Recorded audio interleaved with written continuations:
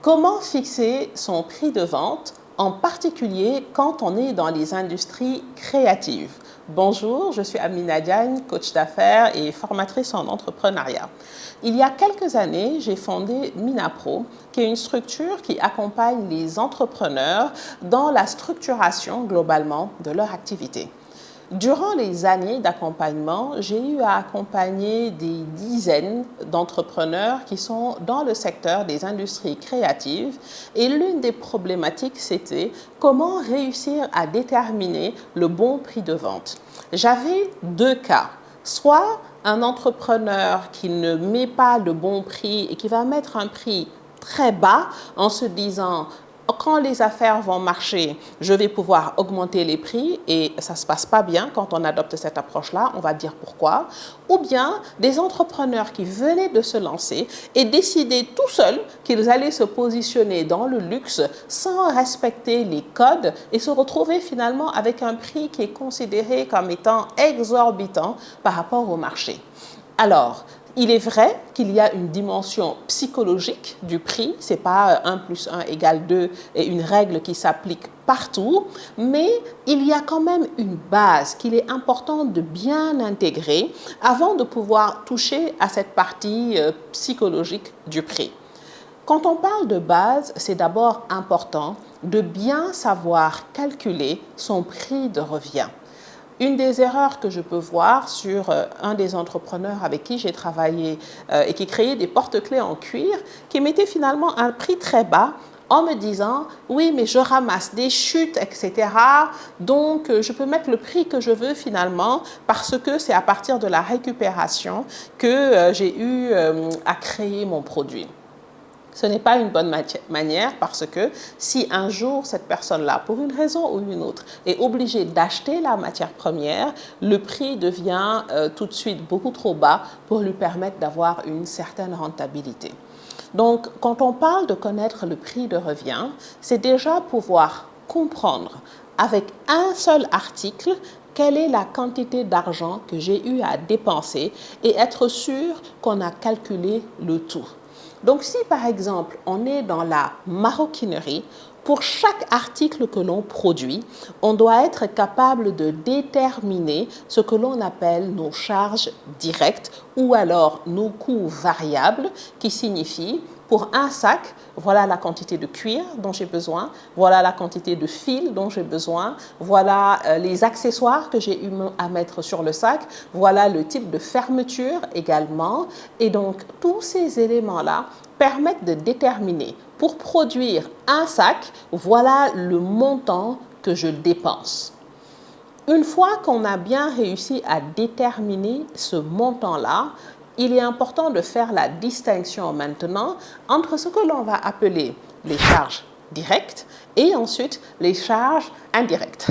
Quand on va parler de charges indirectes ici, ce sont des charges qui ne dépendent pas de la quantité. Par exemple, je sais que pour commercialiser mes sacs, je vais investir sur le marketing, sur mon image. Je vais booster des publications ou je vais booster ma page. Ce ne sont pas des charges qui sont obligatoires. C'est bien quand on a à effectuer ces différents types d'actions, mais en général, ce sont des actions qui vont avoir une retombée sur l'ensemble de la marque. On ne peut pas dire c'est cette publication, elle impacte seulement un sac ou alors si je fais 2 sacs, je vais multiplier par 2 cette charge-là. Donc ici, on comprend que ces charges qui ne sont pas des charges obligatoires, mais oui, qui vont avoir un impact par rapport à mon image, par rapport à ma formation ou autre, c'est ce que l'on appelle des charges indirectes. Dernière catégorie ou avant-dernière catégorie de charges, on va parler maintenant des charges fixes. La définition pour les charges fixes, c'est simple, c'est le montant que je vais devoir payer, que je vende ou que je ne vende pas, que je produise ou que je ne produise pas. Par exemple, le loyer, si j'ai un local, que je vende 0 sac ou que je vende 1000 sacs, le montant du loyer, je suis obligée de le payer et il ne va pas bouger non plus. ce que je vais payer en électricité, les charges du personnel, quand par exemple j'ai des vendeuses ou autres, pareil, quelle que soit la quantité, c'est un contrat qu'on a, l'abonnement qu'on va payer si jamais par exemple on a des machines en location ou autre, tous ces éléments-là sont des charges fixes, elles font partie de l'entreprise, je suis obligée de payer ces montants-là et c'est bien important de comprendre donc cette catégorie également. Tout à l'heure, je dis avant-dernière. Avant-dernière, j'ai un peu hésité parce qu'on ne peut pas vraiment appeler ça une charge, mais il faut quand même apprendre à bien faire la distinction. On parle ici des investissements. Okay? Je vais décider par exemple d'acheter une machine qui me permet de produire certaines formes de sacs. Ça, ici, on va parler d'investissement. Je peux faire un emprunt pour acquérir cette machine-là. Je peux acheter la machine à partir de mes capitaux propres. Mais le fonctionnement dans l'analyse par rapport à cette charge-là est différent des autres. Donc, dans un premier temps, il est important de comprendre ce que sont nos charges directes, nos charges indirectes, nos charges fixes, les investissements. Donc, une fois qu'on a bien compris cela, en quoi maintenant ça va impacter le fait de déterminer le prix auquel on va vendre? On ne peut pas dire qu'il y a une corrélation directe.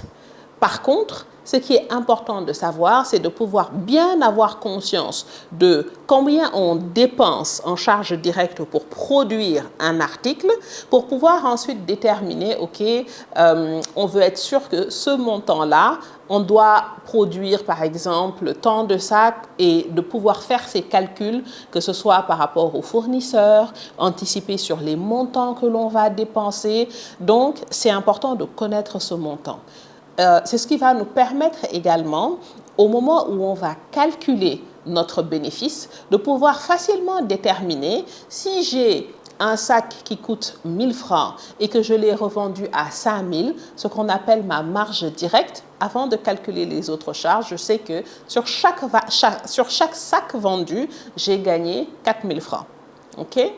Donc, quand on a compris cet élément-là, on vient maintenant toucher à la question de la dimension psychologique du prix. Dans les industries créatives, c'est encore plus important. Pourquoi? Parce que vous allez voir deux artistes qui vont peindre un tableau. Vous en avez un qui n'arrive pas à vendre son tableau sur la corniche à plus de 50 000 francs et vous en avez un autre qui va se retrouver dans une galerie d'art et qui va vendre un tableau à 5 millions de francs. C'est pourquoi c'est important de comprendre qu'on peut avoir cette nuance dans les industries créatives que l'on ne va pas forcément retrouver dans un produit que l'on va vendre. Pourquoi? Parce que dans les industries créatives, on peut déjà avoir un positionnement par rapport, par exemple, au luxe. Quelqu'un qui va travailler son image, qui va s'associer à certains artistes ou certaines stars, certaines célébrités, va voir automatiquement la perception de la valeur de ce qui est vendu exploser. On l'a vu par exemple avec la marque Tongoro. Après qu'il y ait eu le scandale avec Louis Vuitton qui a copié son sac, le Mburu Bag notamment, la perception de la valeur de ce qu'elle produisait a explosé. Tout de suite, les gens se sont dit, mais attends, c'est Louis Vuitton qui a copié, donc ça signifie quelque chose par rapport à la qualité de ce qui est fait en termes de créativité, d'originalité. Ça veut aussi dire qu'il va falloir qu'on soutienne pour acheter massivement ce sac. Ça met les projecteurs et donc subitement, la personne va avoir un article qui est perçu comme étant un article de grande qualité. Et c'est pourquoi on parle de dimension psychologique du prix, parce que cette perception-là, il faut savoir la travailler.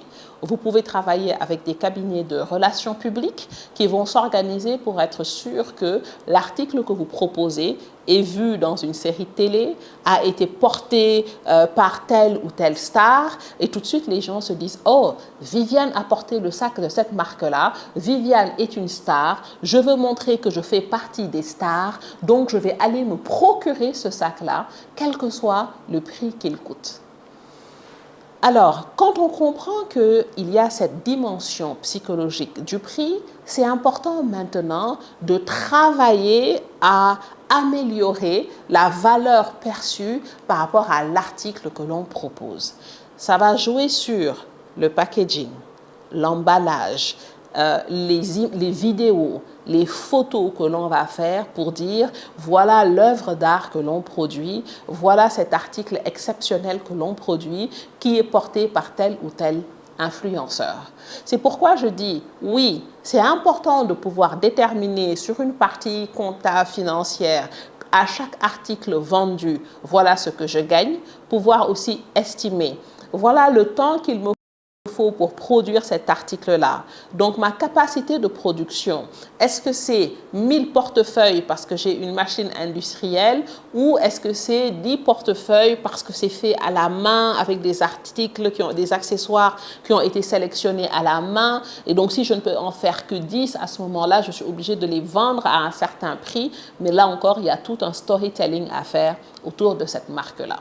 Le premier exercice que je vais vous inviter à faire, c'est partir des fiches que j'ai partagées et sur ces fiches-là, vous allez pouvoir lister pour chaque article ce que l'on appelle donc les charges variables pour pouvoir être au moins bien clair sur les coûts de production des différents articles que vous proposez.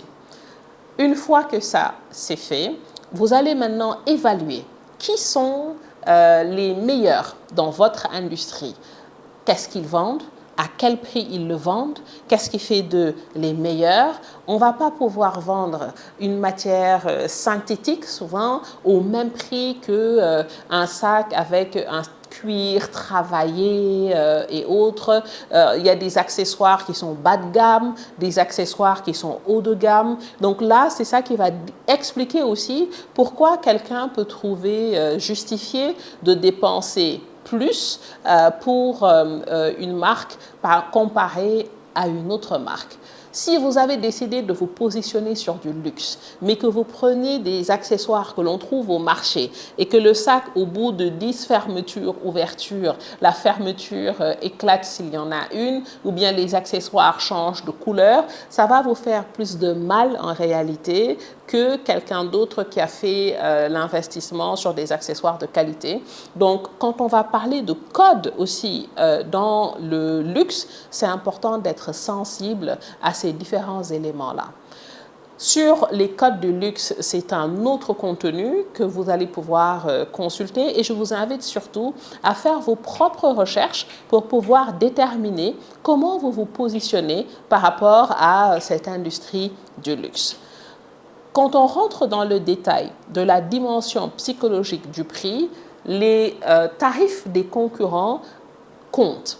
Pas pour dire que vous allez vendre au même prix que les concurrents, mais pour pouvoir clairement déterminer, ok, je me positionne plus cher que la concurrence parce que voilà le plus que j'ai, voilà ce qui me rend spécial par rapport à ce que je suis en train de proposer.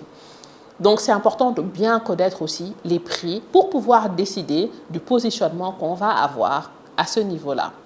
Alors, je vous invite à faire des exercices, à poser des questions si vous en avez et je vous dis, on se retrouve dans la semaine en fonction des questions que vous avez et lors de l'atelier qu'on aura ensemble. Le vendredi 15 novembre, on pourra vraiment deep dive sur ces différentes questions-là, notamment sur la dimension psychologique du prix parce qu'au moins à ce moment-là, vous aurez réussi à déterminer quels sont vos prix de revient, quelles sont vos charges et quelles sont les quantités que vous pouvez vendre, quel est le prix auquel vous pourrez vendre pour pouvoir atteindre vos objectifs financiers.